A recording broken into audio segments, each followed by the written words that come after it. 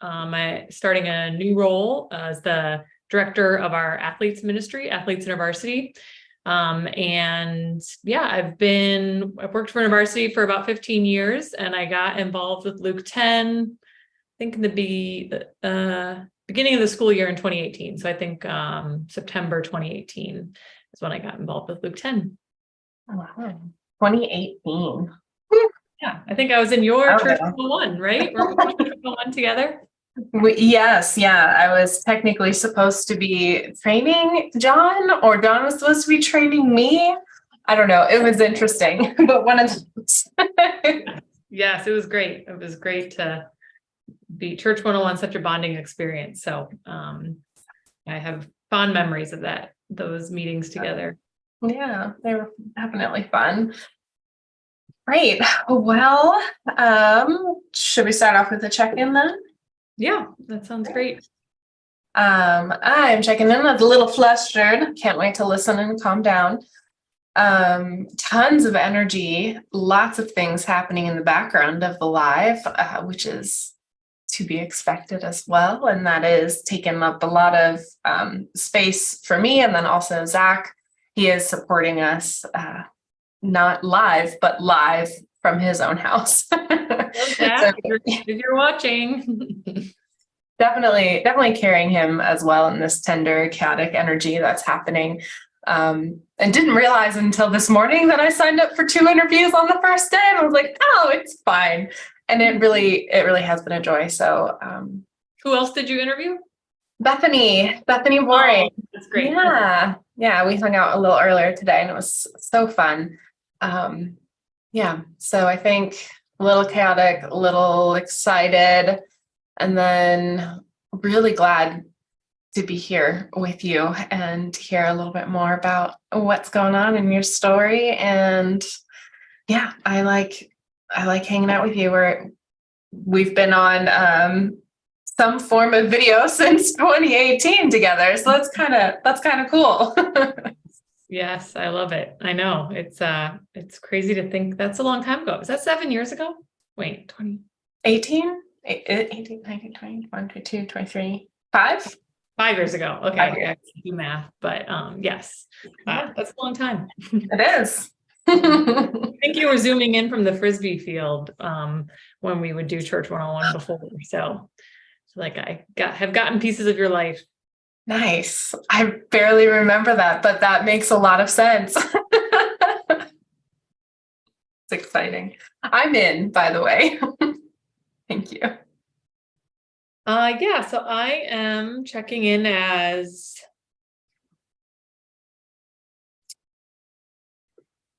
I'm feeling, I think, kind of a nervous, excited, thinking about this interview and just honored to be asked, but also wanting to kind of steward this well and share well. And so it feels, I was a college athlete, and it feels like a good pregame mindset was to be excited for the game, but also a little nervous so that, you could show up with the energy that you needed. So I think I'm feeling a little bit of that heading into chatting with you now. And yeah, I mentioned that I'm starting this new role as the director of Athletes InterVarsity. And I just sent out an official letter today to my prayer support team, letting them know about this role. So I've been kind of waiting for the right time to send that out, and just have received so much love in the last hour and a half from people reaching out and congratulating me, and people I forgot were on that prayer letter list are reaching out. I'm like, oh yeah, it's good to connect. So feeling excited about what the Lord has ahead, and grateful for all the support I have and so many people. Just reaching out to want to congratulate me in this next role. Yay. Oh, that's so cool. I'm glad the email was sent, and then such an amazing thing to get immediate response from emails. Yes. Well, when you send these emails to these ministry lists or, distribution lists, and sometimes you get no responses. You're like, maybe no one gets these, but I get emails and I don't always respond. So this one had some big news, and it was nice to have a number of people reaching out and saying they got it and heard the news. So Good reminder, keep sending those ministry update emails because people do read them. Yes. And every now and then they'll respond. Yes. Wonderful. Well, why don't we just quiet a bit and listen on if there's anything we need to talk about. We did chat about some questions. We'll definitely be thinking on those. But if there's anything else that either we need to talk about or that Jesus wants us to know in this moment. I'm going to leave my video on. I am going to mute. And do you want to do maybe 2 minutes? Sure. Sounds good. Right. Sounds good. And if you're joining in from home, welcome to the Relational Revolution Live. And embrace the silence with us as we just listen to ourselves and listen to Jesus on what he has for us today.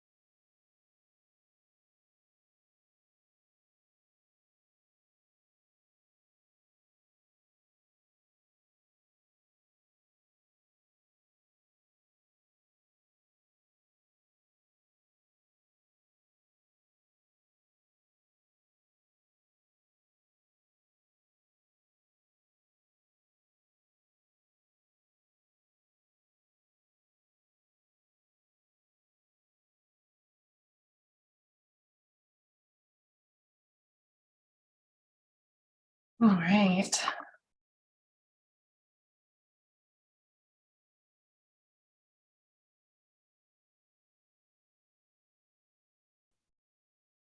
Awesome. Great. Did you add any more questions to our list or anything specific come up for you? No more questions came up. Yeah, I just felt like the Lord was saying, you don't need to fear, you're not in control, rest, come rest in my joy. Dr. Kent Smith, his words there. And then just an encouragement to share stories, that there are really good things happening in InterVarsity and in my life, and they're worth sharing. But then at the end, I heard ask Hillary a question, and I didn't have enough time to find out what question I'm supposed to ask you. So I'll put it out there. If there's a question you want me to ask you, or maybe I'll pay attention if one kind of pops into my mind as we go, but that random thought, that spontaneous thought popped in. So yeah. Wow. Fun. Thank you. Well, I would love to hear one of the stories. And I think one of the stories that I'm interested in first, maybe you can change this. This came up for me, but you were always the director of student athletes for all of InterVarsity. What was it like for your first position, and when you first realized that, hey, I think we need to start checking in and listening? Like, what was there one moment? Was it a gradual phase? Like, what was that like for you? yeah, so I think that happened. Well, I've been on staff with InterVarsity for 15 years, and 2018 was about 10 years when I got involved with Luke 10, started Church 101 with you and John White. That was about 10 years in. And so pursued Luke 10 and kind of wanting to try church in a different way, not because of any tension or hesitation I was having in my work with InterVarsity. It was more in my marriage and my husband and I just wanting more from our church experience. And so as I was going through Church 101 and started to see how it was impacting our relationship, and we started inviting some of our friends into it, it just had a very real sense of this wouldn't just be good for us. This would also be good for the people that I lead. And so, wasn't quite sure, like, okay, do I bring all of Church 101? Like, how do I do this? How do we start to introduce some of these things that have been really transformative for me? And so I didn't necessarily bring just like checking in. I think John helped me to think about a small group of athletes that I was working with at the University of Delaware and inviting them to go through Church 101. So I guess maybe I was getting trained at that time too. I kind of went into facilitator training, was recording those times, debriefing with Tony, and wanted to take these athletes through Church 101. And watching these 5 athletes just kind of catch on so quickly, they were the ones that started checking in to their weekly athlete meetings, their team Bible studies that they were leading. Like, it just kind of caught virally. I didn't even tell them to do that. And it was just natural that they were like, my teammates need this, other athletes on campus need this. And so we're going to bring checking in and then listening prayer as well to the ministries that they were part of on campus. But I think that was the first time. And then, it did start to kind of spread out from there, and I could tell more stories, but that was really fun to watch this small group of athletes just get it in the way that I was getting it and wanting to share it with people around them. That's amazing. I asked a similar question to Bethany on like how she started with children in her church. And it started because she taught her kids and they wanted to take it. And you're saying the same thing, that you taught this group of 5 student athletes, and then they just ran with it. And they're like, we want all of our friends to check in this way. Yeah. Amazing. Yeah. And it's really fun. I mean, in ministry, a lot of times, we teach students things, we train them in certain ways, and we want them to replicate it. But, and usually there's a whole training on, okay, now how do you do this for other people? And so to have to do something and then not have to get to that step where I encourage them to do it with other people, they just do it kind of spontaneously and naturally, was pretty shocking, and made me very curious about like, what is this that we're getting to here? It's obviously meeting a need. And I loved just watching them spontaneously share it with their friends. That's great. So that was with some student athletes. What was it like introducing it to the staff that you worked with, or was it people you were overseeing? I'm not sure on the language there. Yeah. So after that experience, I started when I would lead different trainings, or I remember like a new staff training that I was part of, I think in the fall of 2019.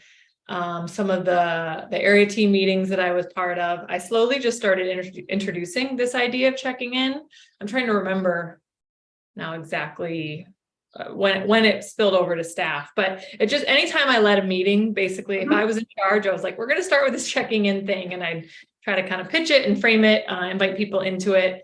And it was really cool because, I mean, the staff who work with students on different campuses, like they caught on right away and they started bringing it to their students as well.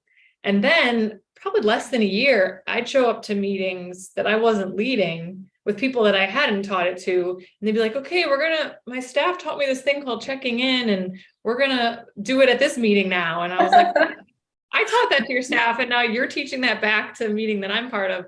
So like literally that kind of viral was just happening. And now, I mean, it's very common for most meetings, at least in my region. That's the job I'm currently, stepping out of, was working in the Mid-Atlantic region, for meetings to have some component of checking in as part of them. Wow. And 2 questions come out of that. One, how does that make you feel with knowing that all these meetings are taking place and they're all checking in and listening, what does that feel like? Yeah, it feels, I mean, in a lot of ways, encouraging and affirming. Because I believe that it will help us accomplish whatever we're about to do. I remember one meeting that we had a couple months ago, where a group of area directors were talking about some finance stuff, and it was kind of a tense meeting. And the person leading it had us start with checking in with ourselves and then sharing it if we wanted to. And I just felt so grateful. I'm like, yeah, this is going to be a really intense meeting. We need to know how we're showing up and how our emotions we're bringing into this meeting. Like, people probably didn't even know that they were coming in with those. And so I was grateful for the space, and then grateful just to set the tone of this more intense meeting in that way. I think sometimes I can feel discouraged though as well, because for people maybe that I haven't specifically trained in it, and they've kind of gotten the ripple effect of someone taught them about checking in. There's definitely the like, oh, I'm good, I'm fine, kind of that. And if I'm not leading or facilitating, it's hard for me to jump in and be like, wait, that's not an emotion. Like, that's not a feeling word. Try again. Yeah. So, and I mean, it's like, it's also when it's not totally the point. Just trying to balance like what's appropriate and how to keep educating and encouraging kind of a healthy rhythms around this practice and healthy like skill development, while also knowing that it's not always my place to do that. So trying to do that when I can and just hold it loosely when maybe it's not going as like up to the standards that I want it to, or Luke 10 standards. That's cool. So you mentioned right before this intense meeting, you said it was a finance meeting. Is that right? Yeah. That she had you guys check in with yourselves. How intense makes me think heavy. How were emotions received? How was that like? How was that reciprocated if somebody didn't realize how intense they felt about the finances? What was kind of that culture of safety there in that group? Yeah, I think enough people have been part of checking, and there's probably even jokes happening in the chat like, oh, Colleen, we're checking in, doing the emotional stuff. But it's all in good natured joking. And I think there were a couple people who were like, I'm fine, no emotions, and I was a little bit like, okay, but there was enough people in the meeting that were vulnerable and like, oh, I'm checking in as nervous or fearful or curious, or kind of what I felt like was making space for like, this is a heavier conversation, and I'm not alone in feeling that. We're all to a degree feeling the heaviness of this conversation. So I felt really grateful, and like people entered in and were honest, and we weren't penalized for it. There's not this culture of like, well, you have to be professional and you can't have heavy emotions. But that acknowledging our heavy emotions helped us have the conversation well. And has that always been like a reality in your staff meetings or in meetings in general that you've been a part of, that you can show up and be safe? Or is this something that you've introduced in the past 5 years and you're finally like, oh my goodness, I can finally feel safe here, or not be nervous to be scared or something? Yeah, I've always felt a degree of comfort and safety on the teams that I've been part of. I think when depending on what group of people is gathering, there might be less familiarity, and we're pretty close. We're a pretty close community in my staff community, my region. So I think more broadly, maybe with newer people, it sets that safety more quickly. And I feel like it's just been a tool that's been really helpful, that now we're practicing more broadly, and hopefully then making new people also feel safe when they come in, that this is a place where they can really show up as they are. Yeah. So in the beginning, you mentioned you wanted to share some stories. Any story in particular that was popping out for you when you were just kind of like, I need to share them. They are good stories. It can be around staff or students, maybe yourself. Yeah, let me think for a sec.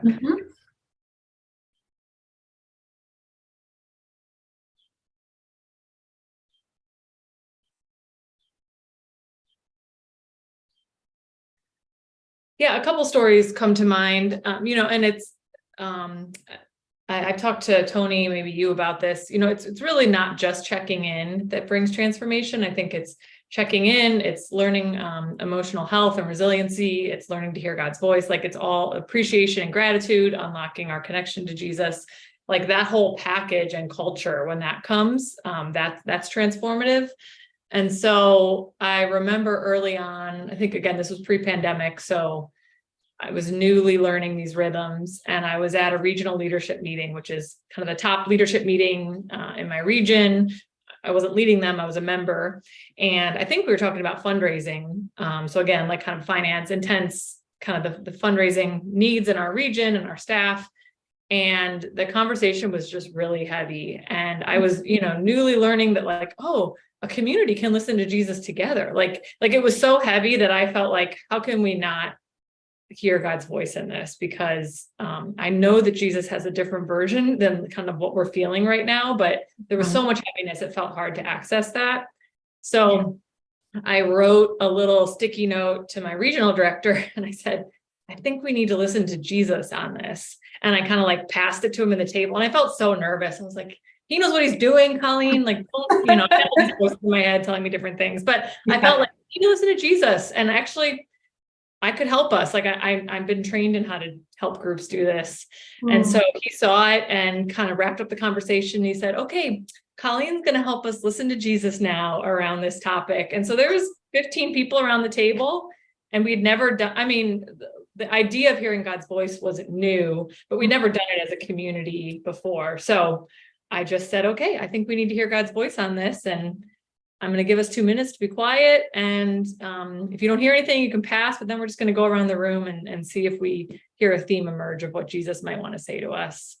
And so, that felt like a risk, but it also felt like the conversation shifted from kind of spiraling into despair and fear that can happen with money conversations, and allowing Jesus's voice to break through and just remind us of some truths that he's provided. He will provide. Like, he wants us, he wants our good. He wants to help us in our leadership in this issue. That was a fun one, and one that I felt like I was following Jesus in that as well. Yeah. Just the prompt to even write it on a sticky note, and then just being, all right, Colleen's gonna lead. Yeah. And I'm grateful that that says a lot about my my regional director, that he just had that kind of trust, and he holds things loosely. Like, he was willing to let me kind of facilitate in that moment, and it felt like we partnered together in that, which was cool. That's so cool. Thank you. Thanks for sharing. So what does your new role look like? How do you plan on being yourself, living the relational revolution in this kind of new role that you find yourself in? What's that going to look like? Yeah. Well, my official start date is July 1, so I still have a little bit of space, but okay. I am just trying to think through, and a lot of things, like, I'm already in certain teams and meetings that are currently happening. I'm just not kind of the head honcho at this point. There's someone else who's directing us. So I really want to develop this culture of, like, healthy teams who are resilient and emotionally healthy and aware, who know how to hear God's voice together.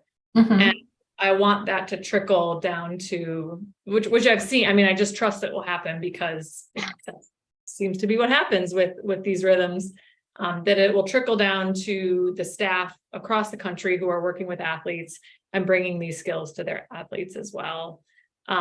So, in every meeting I lead, I want to have some component of connection at the start through check-ins or through gratitude and appreciation stories. And then just make it a practice that regularly throughout the meeting, we will stop and check in with Jesus and hear from him as well.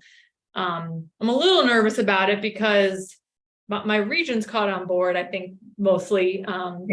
But I now will have staff around the country. I don't know as many of these staff as well. And so there can be different resistance to the idea of hearing God's voice, or even the idea of, like, sharing an emotion.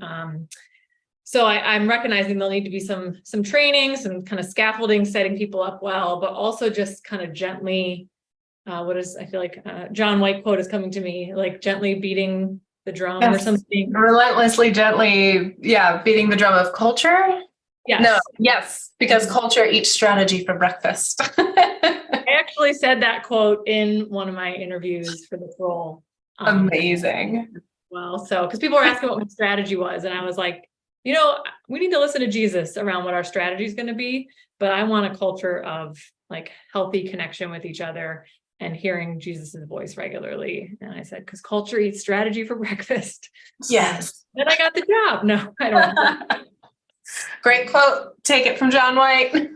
All your interviews. That's great. Yeah. So I think there's that component of kind of how I lead meetings, how I facilitate. And then also another thing that I've had the chance to do over the past 4 or 5 years is bring these rhythms into our athlete conferencing space. So we do a 24-hour overnight. And the past 3 years or 4 years, I have trained a team of small group facilitators beforehand, who are usually our InterVarsity staff, athletes, InterVarsity staff, and volunteers. And I have, and then they lead, we have it be a small group driven kind of table church, to use Luke 10 language, driven conference setting where they connect deeply at their tables, they learn these rhythms. And so that's happened primarily in our Mid-Atlantic region. And I would love to see that multiply into how we gather athletes across the country for overnights and get them off campus and things like that.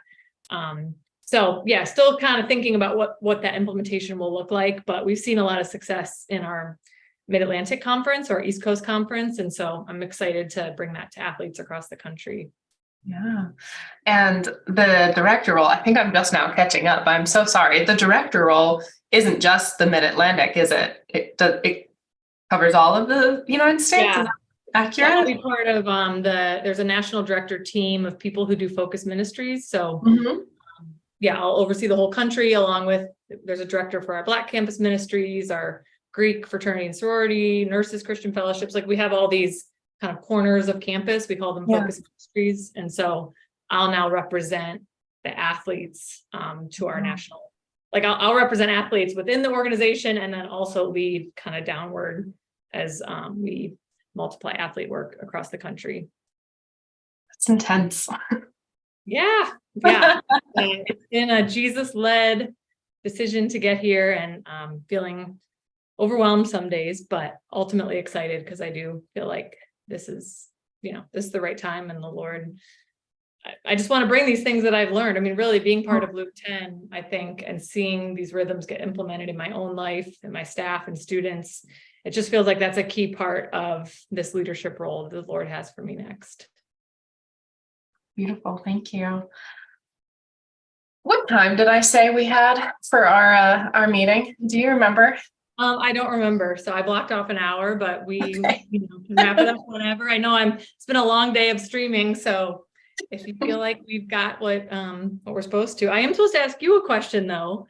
Yeah, maybe. I think I was thinking for 30 to 45 minutes. So we definitely have time, and I don't want to cut off your question, but if it has arisen, you can. I'm going to talk a little bit to anybody watching about donations, and when I do that, you can maybe think of that question. So if you are joining us and watching, this is a fundraiser, and if you become a new strategic partner or you increase your monthly giving, we are giving away the audiobook version of The Relational Revolution. And it is going to be read by none other than John White. So if you want a free audiobook, it's not that expensive. It is available, so you can go buy it. But if you want a free one, increase your monthly giving or just start, and we'll send you proper codes and everything to get you set up. So thank you. I think that's my spiel. Sounds good. I didn't realize the audio version. I need to look that up. So that's great. So if you increase your giving, do you get the audio version too? Yes, you do. Yeah. Jesus around that. So I love this fundraising creativity that you guys are rolling out. Well, thank you. It looks like we just got a message from Shannon.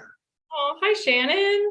And it just popped up on my computer, but I don't know where it went. Oh, wonderful. Here it is. Someone who did not put their name says, Colleen, I wish you were my boss. Your priority of healthy teams that can hear God's voice together sounds so fun. Oh, Oh, it was Shannon. oh, okay. It's like that sounds kind of like Shannon, but thank you, Shannon. And Shannon's on our leaders. Hillary and I are on a leader team together, and Shannon's on our leader team. So I appreciate that encouragement. And we get to be on live and on Zoom together for our leader team this coming Wednesday, 11 Central, 12 noon.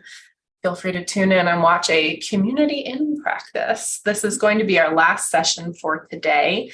And tomorrow, I believe we start at 9 a.m. Central, 10 a.m. Eastern. The schedule is going to be on Instagram. We're putting it on the website as well. I need to make some tweets. I accidentally missed a meeting on Wednesday, so just changing that graphic a little bit. But that will all be there, and we're working on getting replays available for the evening times for people to tune in and watch what happened during the day, because this is during the day and you might be working. I know there was some that I was like, oh, I wanted to watch Ryan's before this, and now that I know Bethany was on as well, so it'd be great to see those. I have thought of my question for you. If Go for it. Now's the time for that. Hillary, I'm curious, as you've been behind the scenes with all this week and planning, what aspect are you either most excited for or most hoping that people will catch this week, or people will see that comes through in the live?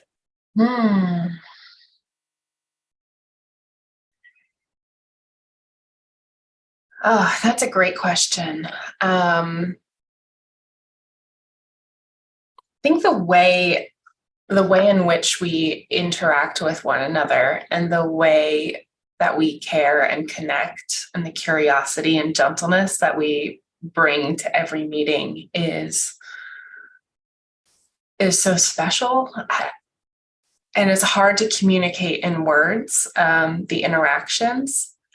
And I think that level of interaction, like the different interviews, the different circles, the different meetings that will happen, it's so hard to name it, to find adjectives, because I'm on the communication side, and we'll have labels for these meetings and copy and like punchy lines, but it's so hard to name the trust and the relationship that has been built through checking in together, listening together, practicing together, and just holding tensions together and having hard conversations well with one another is so beautiful and worth it. That I hope people are like, oh, I want that. And if you do want that, Colleen's hosting an intro call tomorrow. I am. Well, that's what I was just thinking. I was like, yeah, you can describe it, you can read about it in the books, but then you get to experience it when you're on an intro call, a church 101, and then a leader team. So as you're saying that, I was just thinking, if you're out there listening, that would be a great thing to join in. Then you get to experience it. And I think you're right, though, the live, just watching how everyone interacts with each other just gives a different picture, tells a different story than maybe what people have seen before. And that was true for me. So I will pray with you that happens this week. Thank you. Well, it doesn't look like we have any more questions. Do you have any more questions? I was looking at our chat. Yeah, I don't think so. All right. Well, then why don't we do a closing round, as we do? We don't learn from just experience, but through reflection of that experience. And our closing round is just kind of a summary of what did you see happen today, or what are you taking away?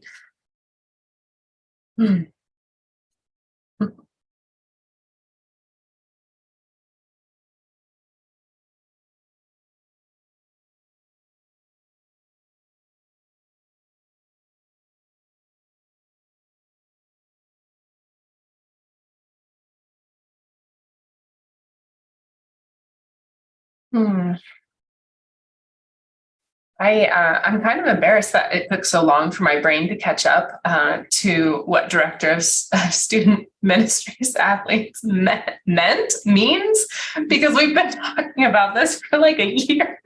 There's lots of titles and names, and they all mean different things in different organizations. So, and it clicked that it isn't just the Mid-Atlantic, because for so long you've just been in the Mid-Atlantic, and I've just put you as InterVarsity as a Mid-Atlantic thing, and you run all of that anyway. So now you're just running it more on that side, but it's just all encompassing across the United States, which is huge. And yeah, and it's just InterVarsity is a huge organization, so it's just our athlete ministry, which is, I think a big important part of what we do. We reach the whole campus, but I will be directing our athlete work specifically. Yes. So still lots of people around me and above me and doing more leadership things, but yes, it's a big role. So I'm excited. Yeah. Cool. Thank you. I think my takeaway was getting to pause and listen after we checked in, just realizing how helpful that was to kind of settle my mind, and helped me to be Jesus-led, us to be Jesus-led in this meeting. And so I'm good at incorporating check-ins at the start of meetings that I facilitate and lead in my work. But the next step of, hey, can we take a moment and listen right now, feels like maybe a new invitation for me to start implementing more regularly. So I was grateful for that reminder. Thank you. All right. Well, that is all for today. I will see you Wednesday, and we'll pick up on streaming tomorrow, 9 Central, 10 a.m. Eastern. Great. Thanks, Hillary. Thank you. See ya.